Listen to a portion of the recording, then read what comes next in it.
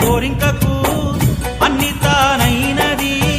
తన కంటితోనే లోకాన్ని చూపుచున్నది రామచిలక ఒకనాడు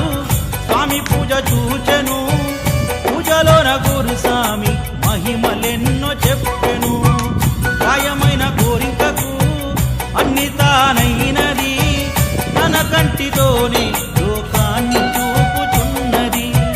రామచిలక ఒకనాడు స్వామి పూజ చూచెను పూజలోన గురుస్వామి మహిమలెన్నో చెప్పెను నడవలేని వారు కొండ నడిచి వెళ్ళారని మాటరాని వారు పాట పాడుతున్నారని చూడలేని వారు జ్యోతి చూచుచున్నారని పచ్చని చెట్టురా చెట్టు మీద